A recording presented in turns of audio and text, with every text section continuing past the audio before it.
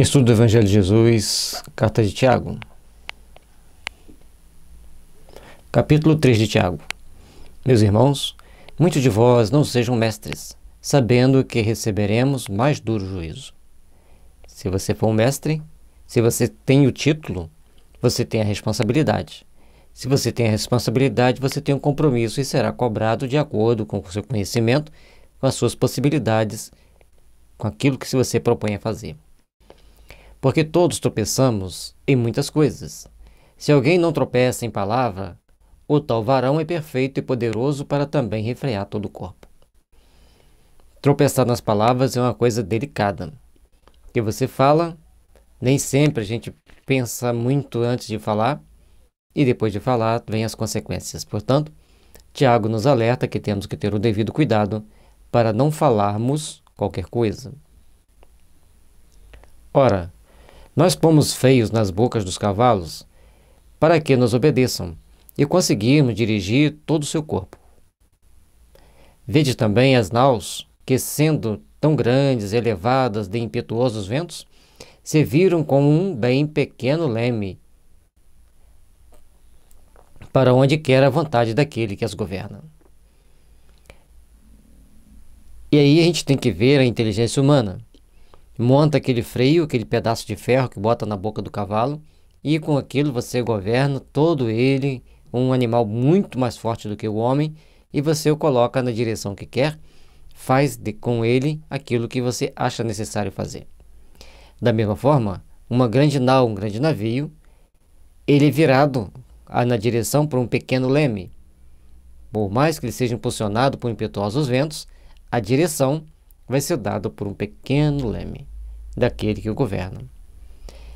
E aí ele traz para nós a chave do entendimento do que ele quer colocar.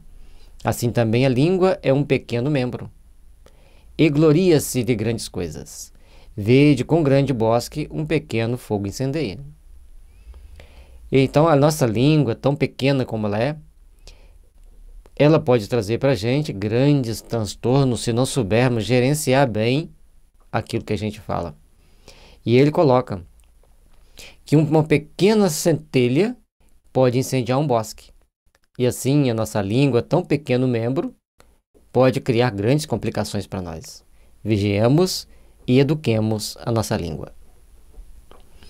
A língua também é um fogo.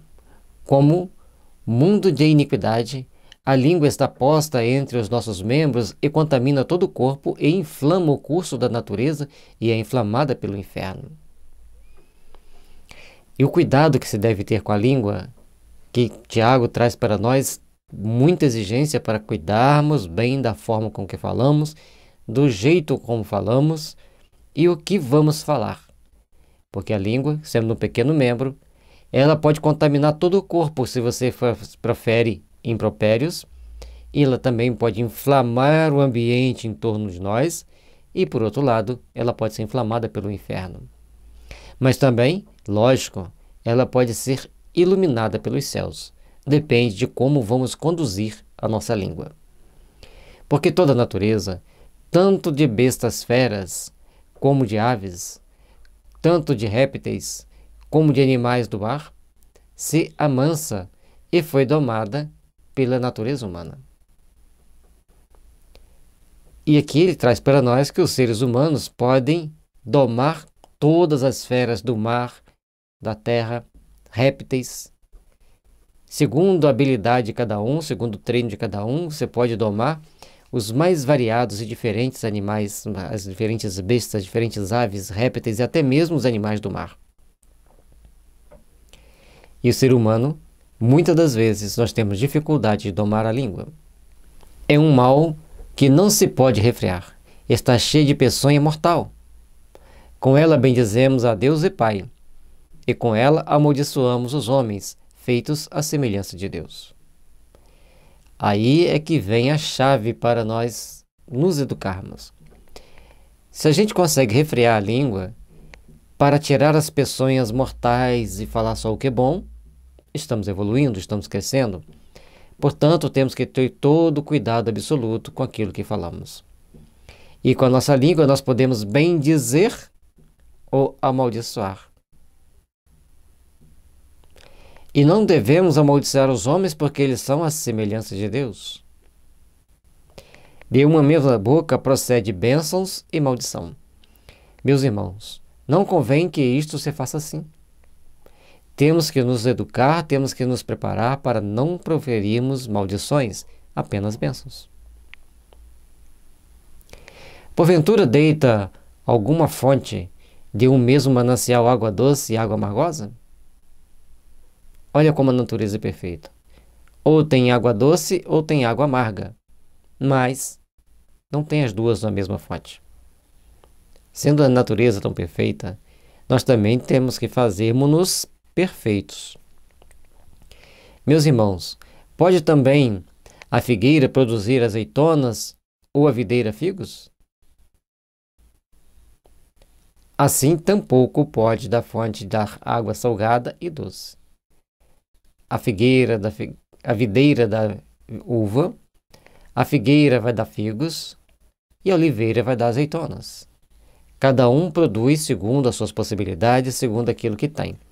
E é importante, então, nós treinarmos e entendermos que temos que estar sempre produzindo aquilo que é necessário, aquilo que é útil, aquilo que é bom. Principalmente quando se trata da forma com que lidamos com a nossa voz, com a nossa palavra, com a nossa língua. Quem dentre vós é sábio ou inteligente? Mestre pelo seu bom trato, as suas obras em mansidão de sabedoria. E aí ele traz para nós, somos inteligentes? Então nós temos que mostrar um bom trato com o outro. Quem dentre vós é sábio e inteligente?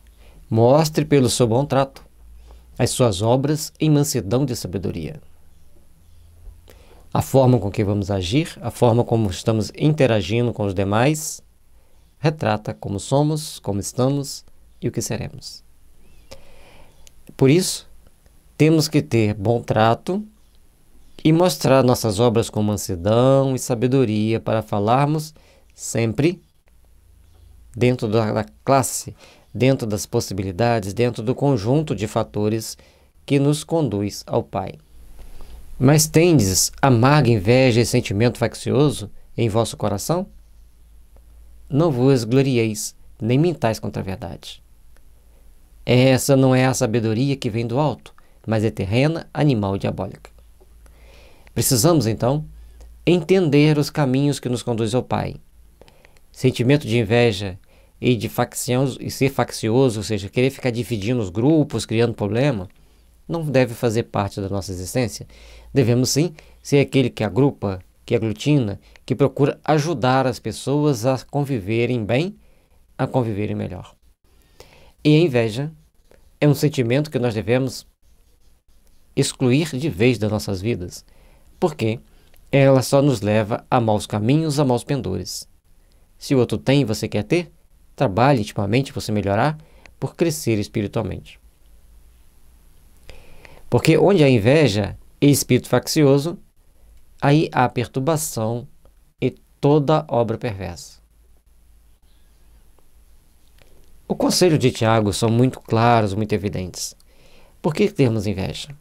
Dentro de um grupo de tarefeiros,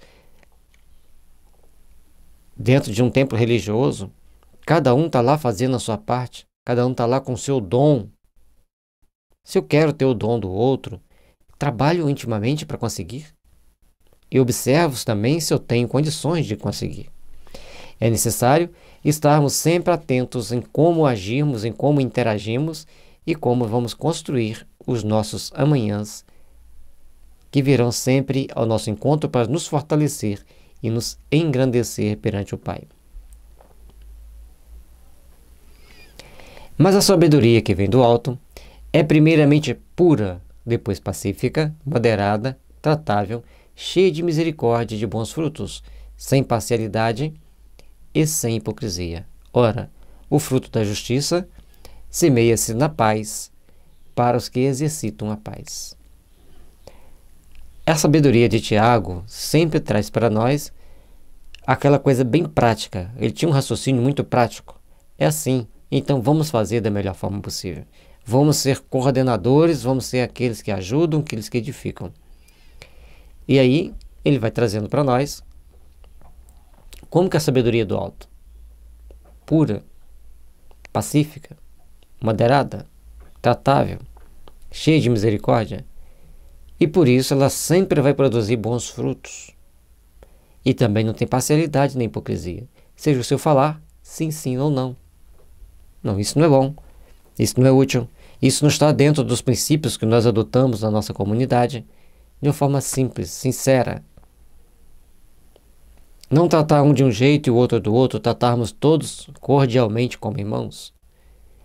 Por isso, é importante estudar o Evangelho, refletir sobre o Evangelho e pensar sobre o Evangelho. Que o fruto da justiça só semeia na paz. Se temos paz conosco mesmos, se temos paz entre o nosso grupo, a justiça vai caminhando celeremente, sem nenhum tormento, sem nenhum contrapeso. E por isso nós temos que exercitar sempre a paz, a serenar nossa mente, pensar coisas boas e procurarmos vivenciar a essência do amor onde quer que estejamos, onde quer que estejamos caminhando, por onde estivermos passando.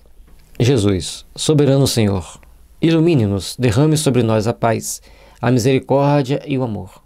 Lançai sobre nós as vossas bênçãos, para que a vossa luz misericordiosa esteja sempre resplandecendo em nossas vidas, iluminando-nos, fortalecendo-nos para o empreendimento da nossa caminhada rumo ao Pai.